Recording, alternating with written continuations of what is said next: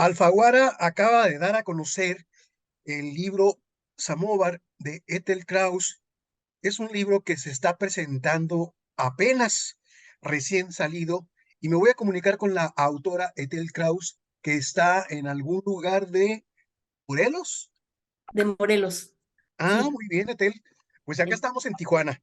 Me da mucho gusto platicar contigo y antes que nada, mi admiración porque veo que eres una persona que maneja novela, cuento, poesía, ensayo, más de 40 libros. Tienes una capacidad de organizar tu trabajo que me ha llamado mucho la atención. Y además la humildad, dices, mi pasión la convertí en vocación y la vocación en un oficio y el oficio en un estudio y el estudio en una profesión. Qué bonito. Ese ha sido mi caminito, fíjate. Ese ha sido mi caminito desde niña y exactamente, ¿sí? Yo traía siempre conmigo el lenguaje, las palabras, el descubrimiento, el embelezo por el mecanismo del lenguaje y por la magia de las palabras desde niña. Inventaba historias, inventaba versos, no sabía que eran versos, pero inventaba palabras mm, eh, todo el tiempo cuando aprendí a leer y escribir, muy pronto empecé a llevar diarios y hasta la fecha lo hago. Y de modo natural empecé a escribir como una necesidad de mi cuerpo realmente, ¿sí? Y entonces, pues eso era una pasión, era una vocación y se convirtió en un oficio porque me dedicaba yo a escribir mucho, ¿no? Y estudié la licenciatura en Lengua y Literaturas Hispánicas en la UNAM. Hice 2 maestrías relacionadas con la literatura y un doctorado en literatura también, o sea que también me volví académica, investigadora, y al mismo tiempo iba yo escribiendo mis libros y sí, pasó a ser una profesión y, y ahora yo diría que también es una misión de vida, ¿no? Es una misión de vida porque me interesa mucho formar a nuevas generaciones, no exclusivamente, pero sí especialmente con mujeres, porque creo que las mujeres tenemos un rezago muy importante en la escritura por diversas razones socioculturales, empezando porque pues no se nos permitía aprender a leer y escribir, no se nos permitía la entrada a la escuela y debo de hablar en presente, porque eso está ocurriendo en Irán y en Afganistán, y donde no les dejan estudiar a las niñas. No eso es aterrador. Yo no sé cómo el mundo permite esto, ¿no? Cómo no estamos todos en las calles luchando porque esta abominación se acabe, ¿no? Contra las mujeres, en fin. Entonces, también yo diría que ahora es una misión de vida. Y me parece que con esta novela que se llama Samovar, que es la historia de mi abuela, y Ujú. es la historia más personal que he escrito, y ahí realmente es la historia de vida de mi abuela, de su hermana mayor, de Modesta, que era esta mujer mexicana de origen nahua que las acompañó y que yo estuve visitando en mi juventud, miércoles a miércoles, ¿no? Eh, y, y regresaba a casa y escribía en cuadernos lo que pasaba en esas comidas. Imagínate todo lo que tardé, eh, porque la primera visita ocurrió pues hace casi 40 años, ¿no? Y todo el tiempo que me llevó estar revisando, rehaciendo, reestructurando, hasta encontrar el tono y la manera de sacar esta historia. Tienes sangre de diferentes países. Tu papá es ucraniano, tu mamá polaca. Me estás hablando de una abuela con sangre náhuatl. No, no la abuela. Modesta era una mujer que acompañó a mi abuela. Ah, claro. claro, Digamos que no tengo la sangre, pero sí tengo la sangre cultural, ¿no? Sí tengo la vivencia y era sobrina de María, que también era una mujer que vivió con nosotros en casa. Modesta era sobrina de María y que fue como una segunda madre, ¿sí? Y era náhuatl del estado de Hidalgo. Y, y entonces tengo, digamos, también ese origen como cultural, ¿no? claro. Me acordé de Roma, de Cuarón, que le dedica la película también a una segunda madre. A Eh, Yalitza, sí, sí, Sí, con Yalitza, sí, sí, sí. sí, es cierto. Dices que la gestación de esta novela te tomó 40 años, lo cual me parece increíble. A mí también, yo no lo puedo creer. Y dices muy bien gestación, porque yo me embaracé de esta historia desde el primer día que fui a comer con mi abuela, desde el primer miércoles. Em, Quedamos en una reunión familiar, nos encontramos y nos miramos y algo mágico ocurrió y entonces nos prometimos una a la otra mantenernos juntas y qué mejor que a través de las comidas. Y yo iba a probar las delicias, o sea, mi intención era ir a probar las delicias de la Bobe, ¿no? Sus platillos rusos, judíos, sus sabores. Pero hete aquí que voy llegando al antecomedor y aparece la tía Elena, que es la hermana mayor, y aparece Modesta, y las oigo interactuar y las oigo platicar, y entonces digo, no, el objetivo de estas reuniones, más allá de las comidas y los guisos, es este encuentro, es esta relación con ella, ¿no? Y desde ahí empecé a escribir. Y desde ahí me embaracé, digamos, de algo que yo no sabía ni qué iba a ocurrir, qué hijo o hija iba a salir, ¿no? Y,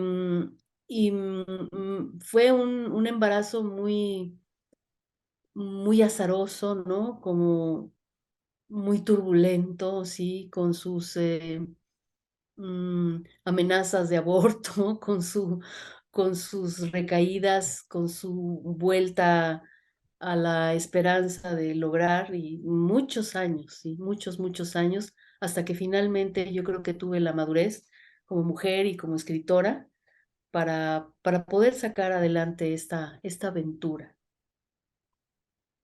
Muy bien, pues entonces estamos hablando de un trabajo hasta cierto punto personal, familiar, histórico. Así, absolutamente.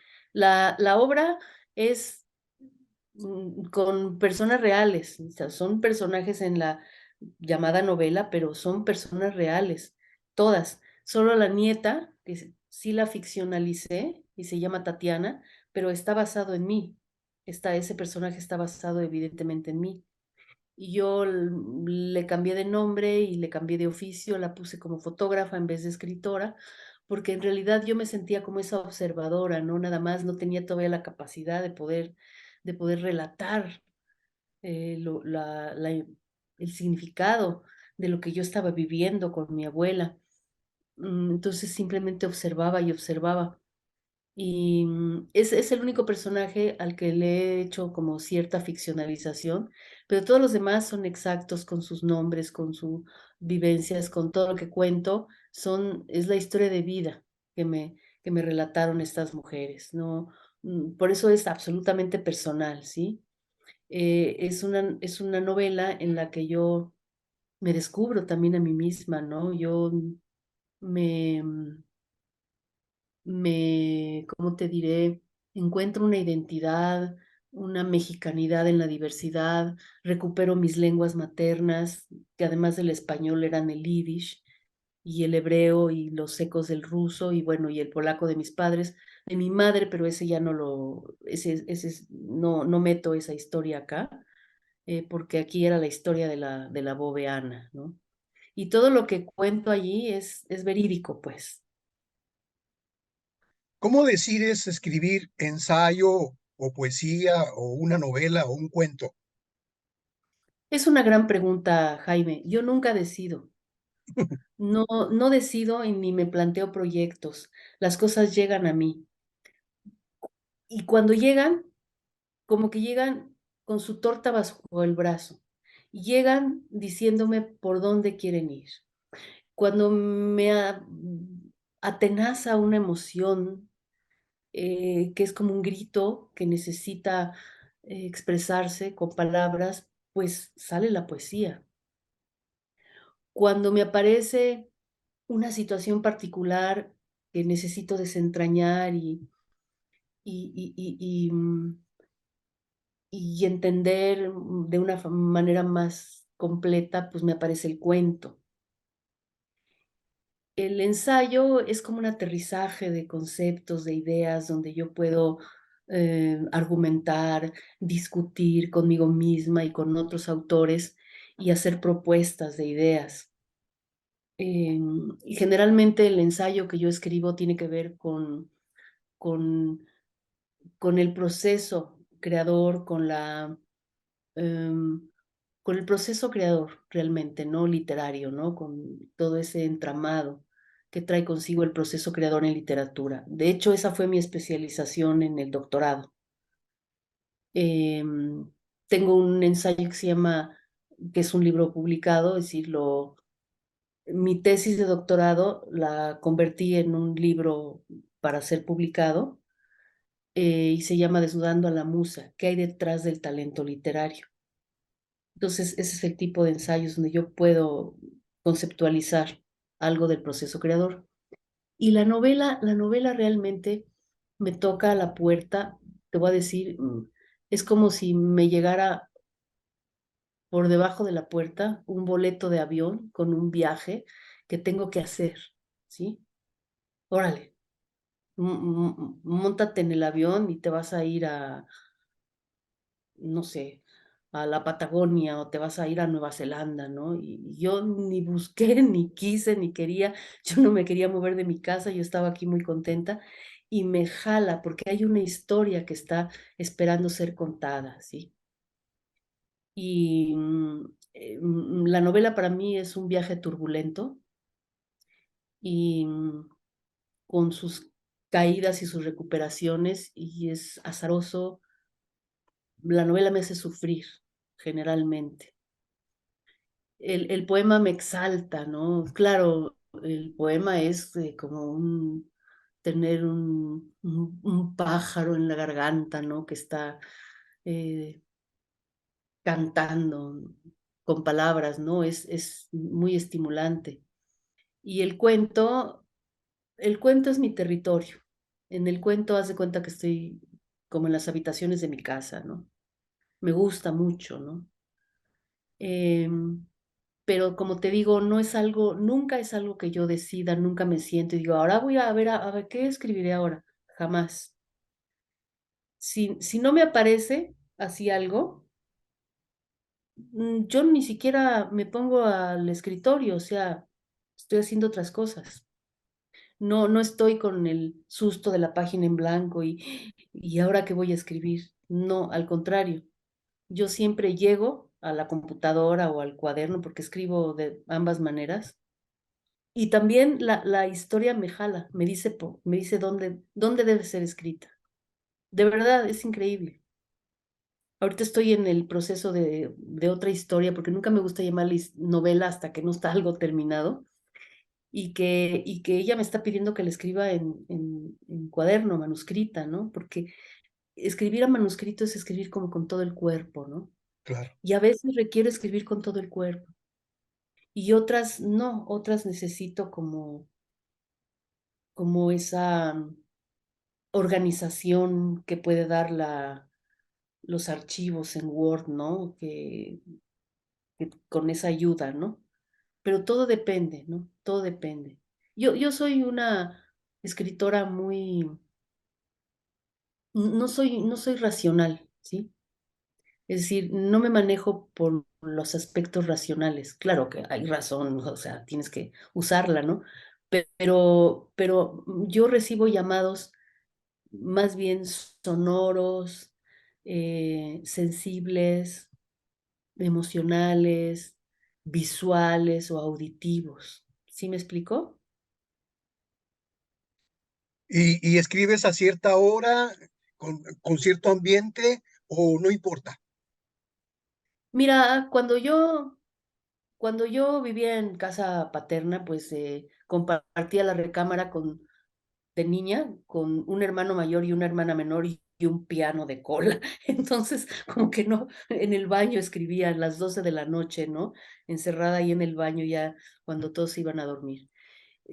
Ya cuando, fui joven y tuve mi propia habitación, mi propio espacio para vivir, pues entonces ahí sí, eh, todo el departamento era mi estudio, ¿sí? Entonces el escritorio y con sus, libreros eran el centro de la casa. Yo no ponía sala, comedor y esas cosas, ¿no? Sino más bien como auxiliares. Y las ventanas y que ver a los árboles, ¿no?